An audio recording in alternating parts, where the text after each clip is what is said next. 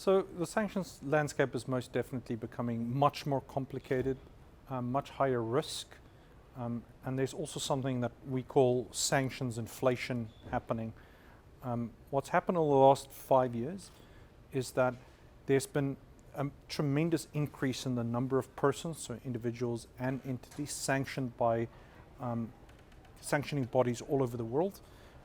Over the last 5 years alone, this has increased by 253%.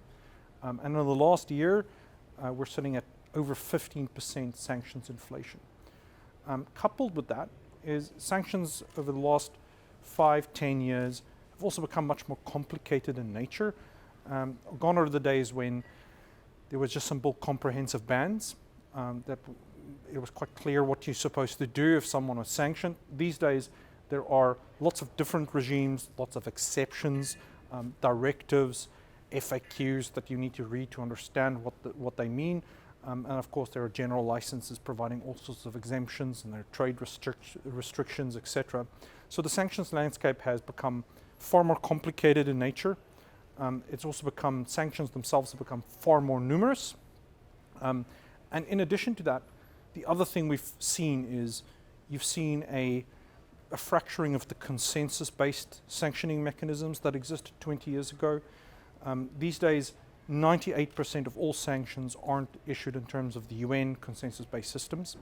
And as a result of that, you have multiple different sanctions regimes that are national in nature or regional, like the European Union, and that's resulted in much more complexity and also possible conflicts of law situations between different countries. So the most fundamental and most important thing is data quality, because ultimately the key control when it comes to sanctions is name screening. And you're required to have high quality KYC data, so making sure that you have all of the information about a potential customer or an existing customer in a format that can be used in a digital system.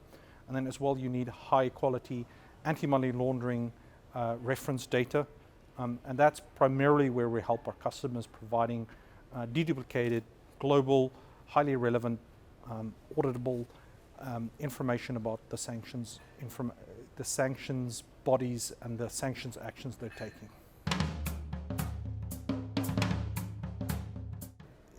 Sanctions inflation and the trend that they're becoming much more complicated and they're being much more risk shows no signs of abating. I think any reduction in the sanctions on Russia will depend on political breakthrough in the Ukraine-Russia situation, which there appears to be no prospect of that. It's very hard to tell, of course. Things are incredibly unpredictable. But it's worth remembering that well before the Russia-Ukraine situation, we already had sanctions hyperinflation. This is a trend that's been building for 5 years plus.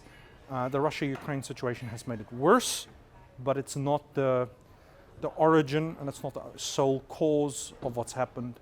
And the reasons, the breakdown of consensus between the United Nations Security Council permanent members is not going to go away.